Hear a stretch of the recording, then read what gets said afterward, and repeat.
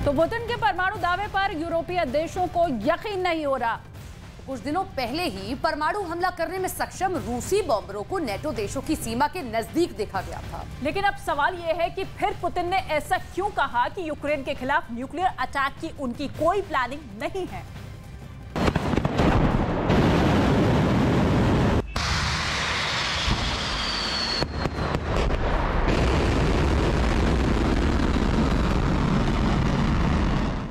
सवाल है फिर पुतिन ऐसा क्यों कह रहे हैं कि आने वाला दशक दुनिया के लिए बहुत खतरनाक है, क्योंकि अगर परमाणु वॉर की आशंका ही नहीं तो फिर खतरा किसका है? क्या पुतिन परमाणु बम गिराएंगे?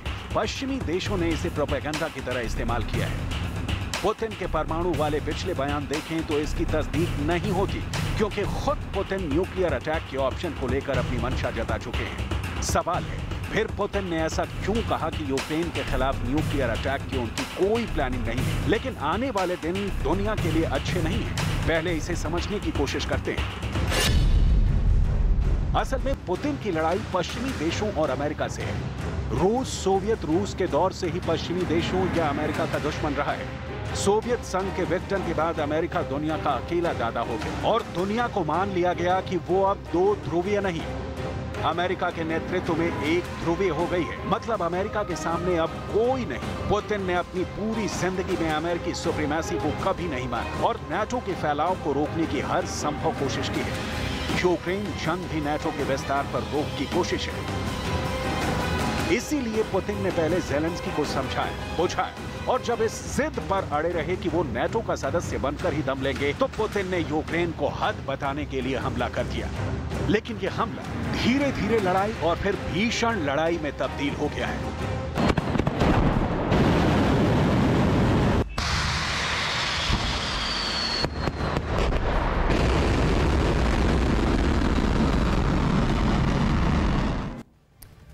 ज़ेलेंस्की इतने भयावह युद्ध के बावजूद, यूक्रेन की इतनी तबाही के बाद, इतने सैनिकों की जान गंवाने के बाद, सिविलियंस के मारे जाने के बावजूद ताल ठोक रहे हैं। और ये अमेरिका के दम पर ही संभव है, क्योंकि यूक्रेन पर पुतिन के न्यूक्लियर अटैक का जवाब भी अमेरिका ही दे सकता है। ये वही यूक्रेन है जो कभी सोवियत संघ का हिस्सा था, लेकिन अब संप्रभु देश है। लेकिन इसकी संप्रभुता पर पिछले 8 महीनों से पुतिन ने ग्रहण लगा दिया है। अमेरिका को ये बात क्यों पचे, लिहाजा वो मानवता, संप्रभुता, मानवाधिकार के नाम पर रूस के सामने मैदान में है। और ये बिल्कुल शीशे सा साफ है कि ज़ेलेंस्की को यही अमेरिकी ताकत झुकने से बचा रही है।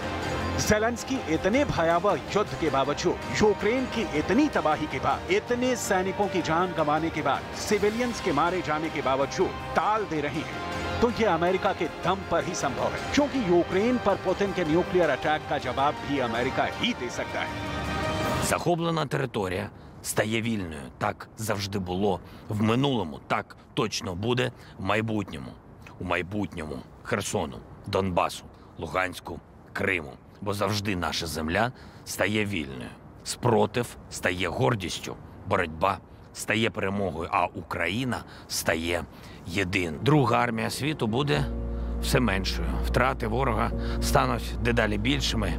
Я впевнений, ворожа пропаганда не працює, провокації не діють, погрози. पुतिन के परमाणु दावे पर यूरोपीय देशों को यकीन नहीं हो रहा है। कुछ दिनों पहले ही परमाणु हमला करने में सक्षम रूसी बॉम्बरों को नेटो देशों की सीमा के नजदीक देखा गया था। इसके अलावा रूस की परमाणु ट्रेन को भी यूक्रेन सीमा की ओर जाते देखा गया था। रूस ने यह भी धमकी दी थी कि वो अपने मित्र देश बेलारूस के लड़ाकू विमानों को परमाणु मिसाइल हमला करने के योग्य बनाने को तैयार है। पुतिन ने दलील दी कि दुनिया एक अहम मोड़ पर है, जहां पश्चिम अब मानव जाति के लिए अपनी इच्छा थोपने में सक्षम नहीं है, लेकिन फिर भी ऐसा करने की कोशिश करता है और ज्यादातर देश अब इसे बर्दाश्त नहीं करना चाहते हैं। पश्चिमी नीतियों से और अधिक अराजकता पैदा होगी। सवाल है पुतिन की सफाई पर दुनिया को भरोसा क्यों नहीं हो रहा? क्योंकि पुतिन ने खुलेआम कहा है कि रूस कभी भी यूक्रेन पर परमाणु हमला नहीं करेगा। लेकिन पहले कई ऐसे मौके आए हैं जब पुतिन अपने वादे से मुकर गए। और पुतिन युद्ध की दशा और दिशा देखते हुए न्यूक्लियर अटैक की थ्योरी को खुद ही कमजोर कर रहे हैं। लेकिन एक सच ये भी है कि पुतिन के परमाणु बम गिराने का हवा पश्चिमी मीडिया ने ही खड़ा किया है। जिसके बाद पूरी दुनिया में हड़कंप मचा हुआ है। युद्ध में आगे क्या होगा ये न तो यकीन के तौर पर पुतिन कह सकते हैं और न बाइडेन न ज़ेलेंस्की। 24 फरवरी को यूक्रेन में स्पेशल मिलिट्री ऑपरेशन के ऐलान से एक दिन पहले तक पुतिन ने हमले से इनकार किया था। पुतिन ने तब कहा था कि रूसी फौज कॉम्बैट रेडीनेस को जांचने के लिए अभ्यास कर रही है। इस पर किसी भी देश को सवाल नहीं पूछने चाहिए। इसके बावजूद रूस की फौज ने यूक्रेन पर आक्रमण कर दिया था। इससे इनकार नहीं किया जा सकता कि पुतिन युद्ध की दशा और दिशा देखते हुए न्यूक्लियर अटैक की थ्योरी को खुद ही कमजोर कर रहे हैं। लेकिन एक सच ये भी है कि पुतिन के परमाणु बम गिराने का हवा पश्चिमी मीडिया ने ही खड़ा किया है, जिसके बाद पूरी दुनिया में हड़कंप मचा। युद्ध में आगे क्या होगा ये ना तो यकीन के तौर पर पुतिन कह सकते हैं और ना ही बाइडेन और ज़ेलेंस्की। लिहाजा कैलेंडर की बदलती तारीखों पर ही दुनिया की नजर जमी रही, क्योंकि पुतिन की वीरता, अमेरिका के हथियार और नाटो की पूरी काबिलियत मिलकर भी रूस को यूक्रेन वॉर में घाव तो दे सके, लेकिन उसे परास्त करने की दूर दूर तक कोई उम्मीद नजर नहीं आ रही।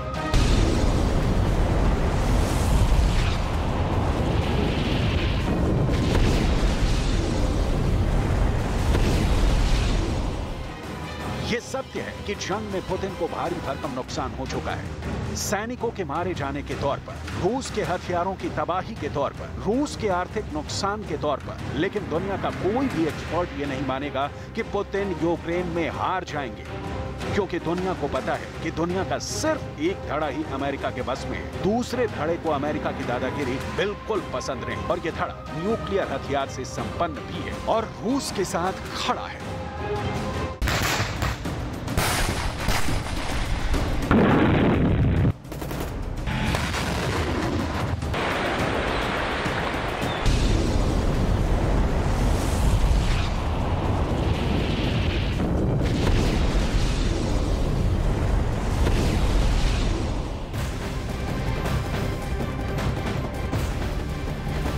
और बड़ी खबर इस वक्त की जो मिल रही है वो भी आप जान लीजिए। पुतिन ने यूक्रेन में 400 घातक ड्रोन भेजे हैं और ये ड्रोन यूक्रेन के आसमान पर मंडरा रहे हैं। तो अमेरिका ने भी सीक्रेट बेस पर ये ड्रोन भेजे हैं, जो कि अब पुतिन ने यूक्रेन में भेजे 400 ड्रोन।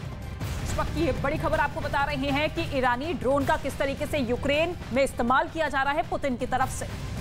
तो यूक्रेन को अमेरिका की मदद, क्योंकि अमेरिका ने भी सीक्रेट बेस के ऊपर तैनात कर दिया है ड्रोन अपना। तो देखिए, एक तरफ परमाणु हमले का खतरा है, वहीं दूसरी तरफ हाईटेक युद्ध भी छिड़ा हुआ है।